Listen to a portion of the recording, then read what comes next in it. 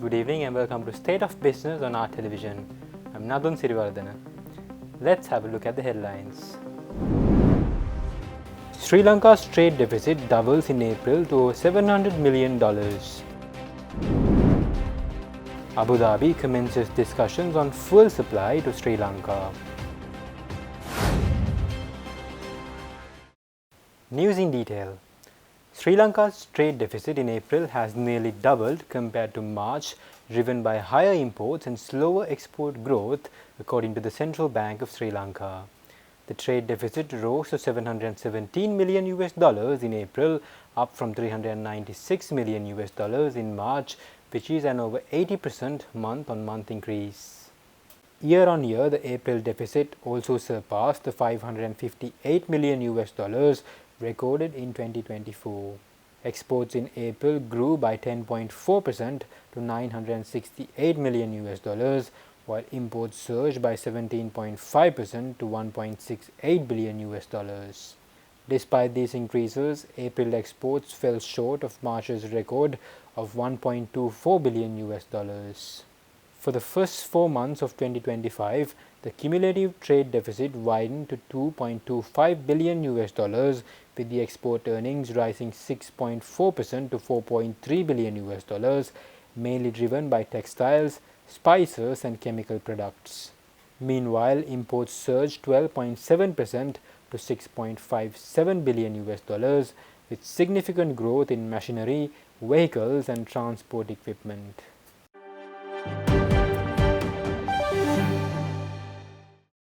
Representatives from the Abu Dhabi National Oil Company met with Minister of Energy Kumara Jayakodi, discussing key opportunities in the petroleum sector for the two countries.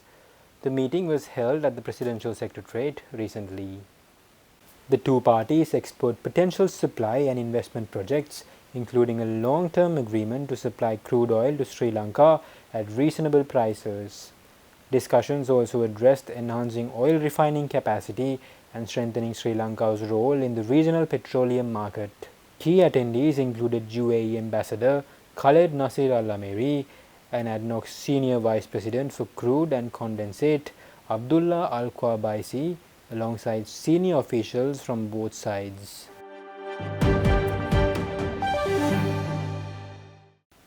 The Ceylon Chamber of Commerce hosted a special session featuring the Business Development Manager at Alibaba.com, Ma Haobo. The session held at the Chamber premises aimed to help Sri Lankan small and medium enterprises to explore new and international markets. The session was jointly organized by the Ceylon Chamber, the Department of Commerce of Sri Lanka, the Sri Lanka-China Business Council of the Ceylon Chamber, and the China Chamber of Commerce for Import and Export. The forum was also attended by China's Minister of Commerce, Wang Wentao, along with a delegation of over 100 Chinese business leaders representing more than 70 companies. This event was part of the Ceylon Chamber's ongoing efforts to integrate Sri Lankan businesses with global digital trade networks. Business Development Manager at Alibaba.com, Ma Haobo, shared practical strategies for leveraging Alibaba's global e-commerce platform. He highlighted the use of AI-powered tools that simplify export processes and connect local sellers directly with buyers across the globe. So Alibaba.com is a B2B platform. It's not like what we all know about e-commerce is B2C. B2B means business to business, which is from the idea of why Jack Ma founded a B2B e-commerce platform in the very beginning is that basically we can speak all the business, they are start from the B2B and then comes to the B2C. So that's why we can see it's the same trend. We have the B2B platform and then we have B2C platform, Taobao in 2003. And then we found out the questions about e-commerce, how we can build up the trust between buyers and sellers on money transactions. So now we have Alipay in 2004, after we have Taobao, and then we have Alimama. So what is Alimama? Alimama is the data analysis platform and service for all the sellers on Alibaba groups.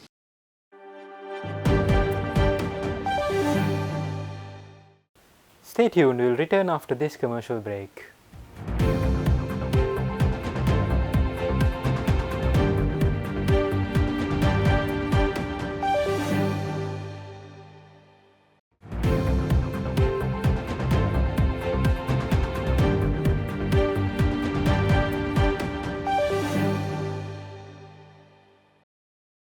Welcome back.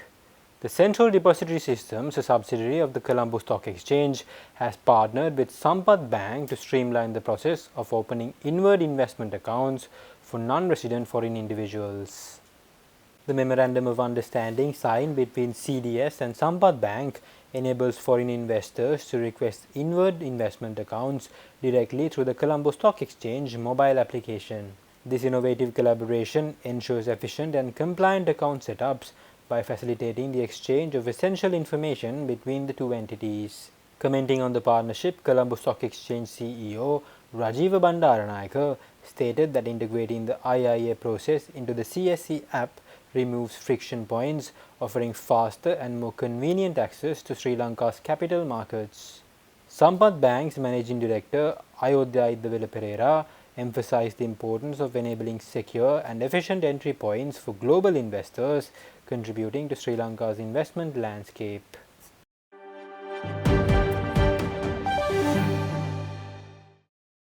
A subsidiary of the Janashakti Group, Orient Finance recently hosted a press conference to announce its strategic brand transition to Janashakti Finance plc. The press conference, held in Colombo, was participated by the board of directors and other officials and media partners recently. The company emphasized that this transition is more than just a name change. It represents a significant enhancement of its capacity to serve customers with increased strength, stability and resources. Janashakti Finance plc reiterated its deepening empathy for clients, especially those facing financial challenges, underscoring its commitment to being a supportive financial partner. As part of the conglomerate, the company is now positioned to become bigger, better and stronger, backed by a stable and progressive financial group that shares its values of customer centricity and financial inclusion. The rebranding merges Orient Finance's 43-year legacy of personalized customer service with the broader credibility and market presence of the Janashakti brand. And today, with this opportunity of joining or inheriting the Janashakti brand, we are privileged and we are sure that with the strength of that brand, we will be able to think bigger, think boldly, and look at bigger things. And Mr. Shafter, yes, you're right. It is a privilege to take over the custodianship of this brand on behalf of the Orient Finance Board and management. And we look forward to fostering and nurturing this brand as part of our own journey.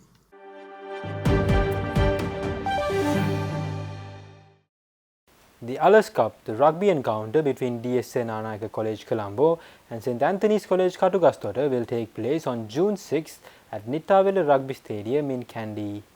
The official press release marking the formal announcement of this historic rugby fixture was held in Colombo recently. The Ullers Cup pays tribute to the late R.I.T. Ullers, the founding principal of DSA Nanayaka College and an alumnus of St Anthony's. Under his visionary leadership, DSS was established in 1967 and launched its rugby program in 1976. The principal of DSA Nanayaka College, Sampath Veragoda, said that the fixture is being seen as much more than a competition.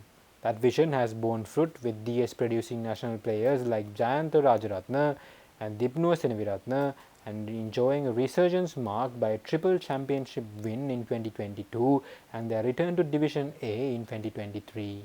St Anthony's College, with a rugby legacy dating back to 1856, boasts a proud tradition and national level players like Priyantha Ekanayaka, Pradeep Lianage and Samuel Madhuantha. The day will also feature junior level matches in the under 12 and under 14 categories, with the under 16 teams battling for the Madhura Vikramaratne Trophy, named in honor of a distinguished TS alumnus.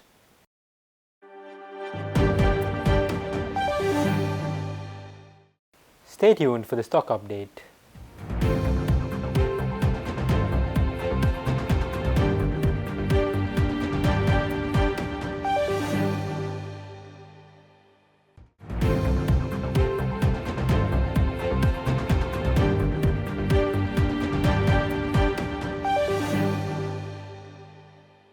Trading at Colombo Stock Exchange ended on positive notes today.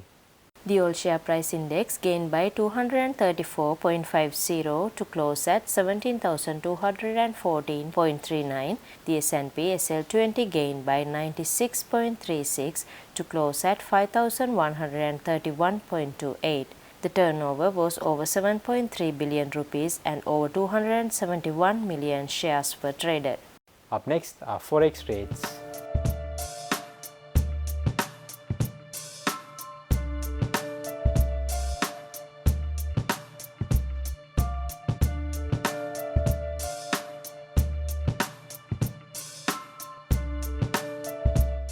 That's all our news for today. For this and more, subscribe to our channel on YouTube and follow us on Facebook. Take care and good night.